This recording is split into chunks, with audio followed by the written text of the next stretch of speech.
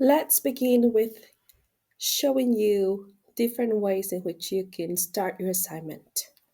So the idea is that you use a slide or two, depending on how you organize your structure, to introduce the topic and explain why you have chosen such topic.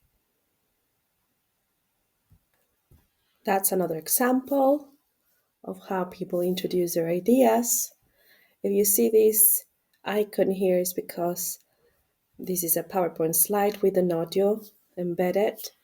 So when you click in there, we can hear the explanation of the student telling us more about these bullet points that are on the screen.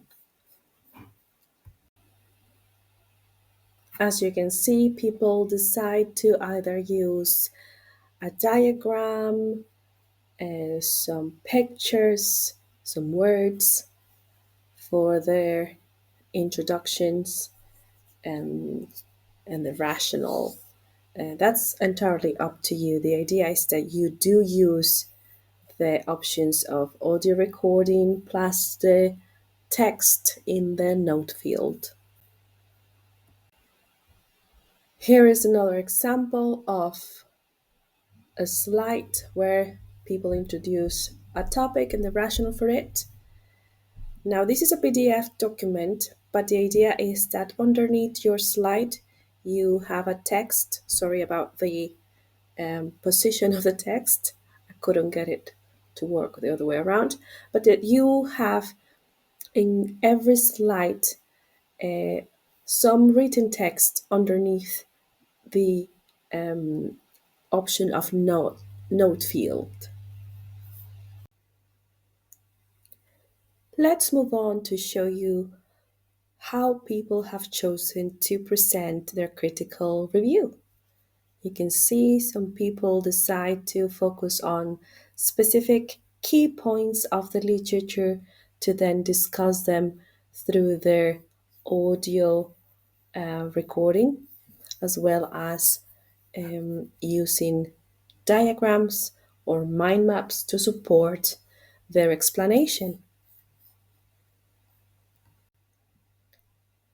A diagram like the one you see on your screen is always useful to help us visualize a concept, a framework, an idea in the literature. As you can see from the screen, pictures, mind maps, diagrams, clear connections are a way to really exemplify your understandings of the literature and your own experiences. Now you can also decide on the number of slides you use to present your critical exploration. And remember, we are looking for evidence. If you have read the assignment brief, evidence of your reflective journal is important.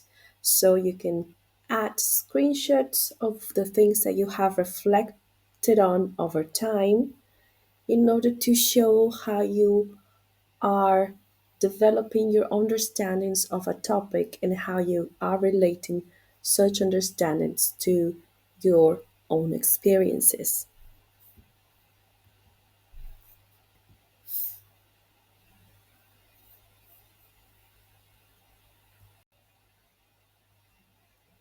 Here is another example on how people explain the reflections over time from past experience to their current plans and future aspirations. That's a good way of showing your critical thinking, reflective thinking over a period of time, which is what we really aim to achieve when we ask you to keep a reflective journal.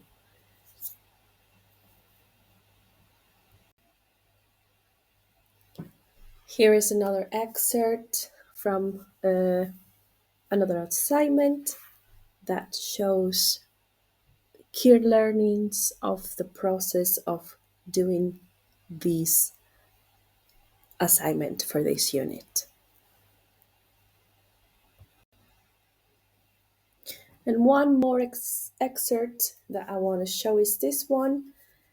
As I said, how you organize your word count is up to you, but you can definitely use words in the main slide if that's one thing that's going to help you and is going to support your audio recording explanation.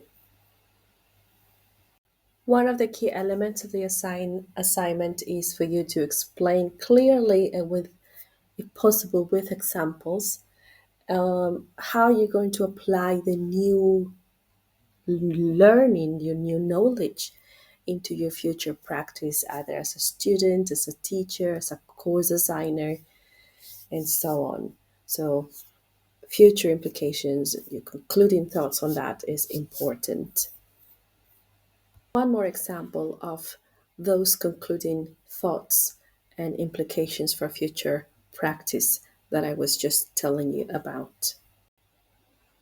And finally, I'm going to present different extracts of different assignments of what people have done to present their report on how they develop their own assignments. This is example one, and as you can see, the person developed this visual to explain that there were 8 stages involved in the development of the assignment. This person is specifically focusing on how AI supported the development of the assignment. We have one more slide here from a different assignment where the student is explaining the different stages that were involved to develop this visual presentation. And I'm sure the person talks through each one of the stages and explains what it was done, why, and how. And this is a final example of how people have chosen to report on assignment development.